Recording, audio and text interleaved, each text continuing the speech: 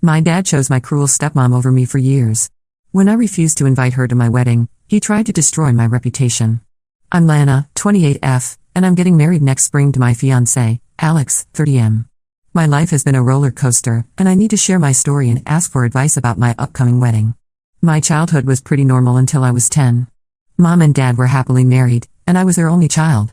We lived in a cozy house in the suburbs, and my weekends were filled with trips to the park, baking cookies with Mom, and watching Dad work on his model trains in the basement. Mom was a kindergarten teacher, and Dad worked as an accountant. They both doted on me, and I felt loved and secure. Everything changed when Mom was diagnosed with aggressive breast cancer. I was only 9 when we found out, and I didn't fully understand what was happening. I just knew that Mom was sick and spent a lot of time in the hospital. Dad tried his best to keep things normal for me, but I could see the worry in his eyes. Mom fought hard for a year, but the cancer was relentless. She passed away just after my 10th birthday. I remember the day clearly. Dad picked me up from school, his eyes red and puffy, and told me that Mom had gone to heaven. The next few months were a blur of grief and confusion. Dad struggled to cope with Mom's death. He started drinking more and became distant. I often found myself eating microwave dinners alone while he sat in his study, a glass of whiskey in hand. Our once happy home became quiet and somber. When I was 12, Dad announced that he'd met someone new, Vivian, 50F. She was a divorced real estate agent with 2 kids from her previous marriage, Zach, 32M, and Mia, 26F. Dad said Vivian made him happy again, and I should be excited about having a new mom and siblings. At first, I tried to be open to the idea. I missed having a mother figure, and part of me hoped Vivian would fill that void. But from the moment I met her, something felt off. She was polite when Dad was around, but when we were alone, she'd give me these cold, calculating looks that made me uncomfortable. Dad and Vivian got married when I was 13. They decided we'd all move into a new house together, a fresh start, Dad called it. I had to leave behind the only home I'd ever known, the one filled with memories of Mom. It felt like I was losing her all over again. From the beginning, it was clear that Vivian favored her own children. Zach and Mia got the bigger bedrooms in our new house, while I was relegated to a small room next to the laundry. Vivian decorated their rooms with care, buying new furniture and letting them choose the paint colors. My room remained bare, with just my old bed and dresser. Family activities became a source of anxiety for me. Vivian would plan trips to amusement parks, beach vacations, and skiing holidays, but I was always left behind with my grandparents or Aunt Sarah. The first time it happened, I overheard Vivian telling Dad that I was too young for the trip they had planned. I was 14, while Mia was 12, it didn't make sense, but Dad didn't question it. As time went on, the exclusion became more blatant.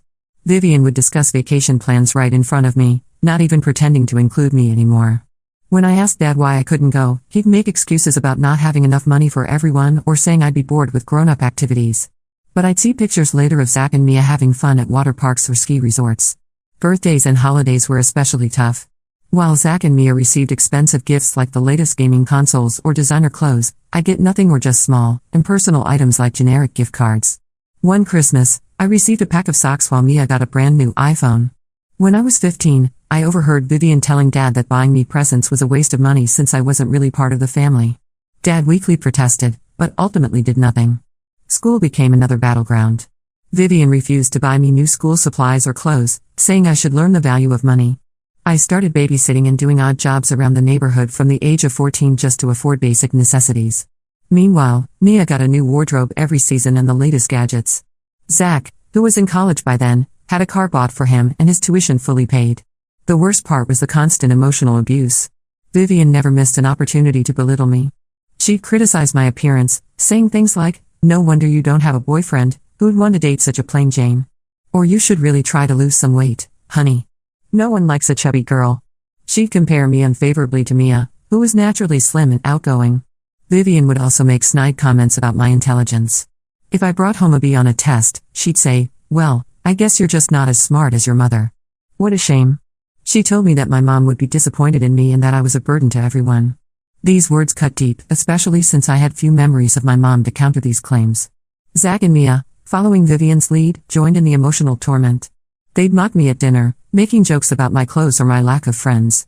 Mia would sometimes borrow my things without asking and return them damaged, if at all. Once, she took a necklace that had belonged to my mom and lost it. When I got upset, Vivian accused me of being materialistic and selfish. I tried to talk to Dad about what was happening, but he always brushed off my concerns. He'd say things like, "Vivian is just trying her best, or you need to try harder to fit in with the family." It was like he couldn't, or wouldn't, see how I was being treated. The breaking point came when I was 17. I had a small box of mementos from my mom, photos, a few letters she'd written to me, and some pieces of jewelry she'd left for me. I kept this box hidden in my closet, only taking it out when I really needed to feel close to her. One day, I came home from school to find my room in disarray. The box was open on my bed, and everything inside was destroyed. The photos were torn, the letters shredded, and the jewelry was missing. I was devastated and furious. I confronted Vivian, and she smirked, saying, "Oops, I must have accidentally thrown those old things away while cleaning. You really should keep your room tidier, Lana." I lost it. I yelled at her, calling her a cruel, heartless witch and accusing her of deliberately destroying my only connection to my mom. Dad came home during our argument. Instead of defending me or trying to understand what had happened, he grounded me for disrespecting my stepmother. He didn't even ask to see the destroyed mementos or consider that Vivian might be lying. That night, I packed my bags and left. I couldn't stay in that house for one more minute. I went to my Aunt Sarah's place. She was my mom's younger sister, and we'd always been close. When I showed up on her doorstep in tears and told her everything that had been happening, she was horrified. She immediately agreed to let me stay with her and help me finish my last year of high school. For years after that, I had no contact with Dad or Vivian's family. I worked hard, put myself through college with scholarships and part-time jobs, and started building a life for myself. Aunt Sarah became my rock, supporting me through the tough times and celebrating my achievements. It wasn't until I was 24 that Dad reached out to me. He said he wanted to reconnect and apologize for not being there for me. At first, I ignored his messages. I was doing well in my career, had a good group of friends, and had started dating Alex. I didn't feel like I needed Dad in my life anymore. But after talking it over with Aunt Sarah and Alex, I agreed to meet Dad for coffee. He cried when he saw me, telling me how sorry he was and how much he'd missed me. He said he'd realized how badly he failed me as a father and wanted to make amends. I was wary but agreed to give him a chance, telling him that if he wanted a relationship, he'd have to earn it. Over the past 4 years, we've slowly rebuilt our relationship. We started with occasional phone calls, then progressed to monthly dinners. Last year, he attended my college graduation ceremony, and it felt like a turning point. For the first time in years, I felt like I had a dad again. Now, with my wedding to Alex approaching, I'm faced with a difficult decision. I want Dad at my wedding, but I absolutely don't want Vivian, Zach, or Mia there. They've never apologized or shown any remorse for how they treated me. The thought of them being at my wedding makes me feel sick. I talked to Dad about this, explaining that I wanted him there as a guest, but not Vivian or her kids. At first, he seemed understanding, but then he started pressuring me to invite them. He said they're his family too, and it would be unfair to exclude them. When I stood firm, he threatened not to come if they weren't invited. I was hurt and angry. I told him, if you choose them over me again, then don't bother coming. Our relationship will be over. He tried to argue, but I cut him off and said I didn't want to hear from him again unless he was ready to respect my wishes. Now, my phone is blowing up with messages from Dad's side of the family. They're saying I should be the bigger person and invite everyone to keep the peace. But I don't want to. This is my wedding day, and I don't want it ruined by people who made my life miserable for years. Alex and his family fully support my decision. My Aunt Sarah says I have every right to invite only people who truly care about me. But I can't help feeling conflicted. Am I wrong for not inviting Vivian and her kids? Should I give in to keep the peace or stand my ground? First update, it's been a week since my last post, and things have escalated far beyond what I ever imagined. I'm still in shock, but I wanted to update you all on what's happened. The day after I posted, I woke up to hundreds of notifications on my phone. Somehow, Vivian had found out about the wedding situation in my Reddit post. She'd shared it on her social media, twisting the story to make herself look like the victim of an ungrateful stepdaughter. Her post went viral in our local community. Suddenly, I was getting messages from people I hadn't spoken to in years, old classmates, former neighbors, even some of Dad's coworkers. Most of them were nasty, calling me selfish and cruel for excluding my family from the wedding. What hurt the most were the lies Vivian was spreading. She claimed she'd always tried to be a loving mother to me, but I'd rejected her from the start. She said she'd spent years trying to include me in family activities, but I'd always refused. According to her, I was a troubled child who lashed out at everyone and made up stories for attention. Vivian painted a picture of herself as a patient stepmother who had tried everything to bond with me. She talked about how she'd supposedly stayed up late helping me with homework, which never happened, how she'd tried to take me shopping for mother-daughter bonding time, also never happened, and how she'd always made sure to include me in family photos. I have years of family photos that prove otherwise. She even went as far as to claim that she tried to help me deal with my grief over my mom's death, saying she'd suggested therapy and support groups that I'd refused. In reality, any mention of my mom was met with scorn or dismissal in that household. The worst part? Dad was backing her up. He posted a long message about how heartbroken he was that his daughter was tearing the family apart. He painted himself as a devoted father who'd always put his children first, conveniently forgetting all the years he'd ignored my pain. Dad's post talked about how he'd always tried to be fair to all his children, biological and step. He claimed that any perceived favoritism towards Zach and Mia was just my imagination, and that he'd always made sure I had everything I needed. He even had the audacity to say that he'd respected my decision to live with Aunt Sarah, as if I'd had any real choice in the matter. I was overwhelmed and didn't know how to respond. Alex suggested I take a break from social media, but the damage was already done. People were sharing Vivian's post and adding their own stories about what a difficult child I'd been. Old classmates chimed in with stories about how I was always moody or antisocial in school, conveniently forgetting that I was dealing with the loss of my mother and the abuse at home. Former neighbors talked about how they'd always seen Vivian trying to include me in activities, neglecting to mention the times they'd seen me left behind when the rest of the family went on trips. Then, 3 days ago, I received a cease and desist letter from a lawyer representing Vivian and Dad. They claimed my Reddit post was defamatory and demanded I delete it and make a public apology. If I didn't comply, they threatened to sue me for damages. I was terrified. I couldn't afford a lengthy legal battle, especially with the wedding expenses. I called Aunt Sarah in tears, not knowing what to do. She immediately came over and helped me calm down. Then she made a call to her friend, Lisa, 50F, who happens to be a lawyer specializing in defamation cases. Lisa reviewed the letter in my original post. She assured me that truth is an absolute defense against defamation claims.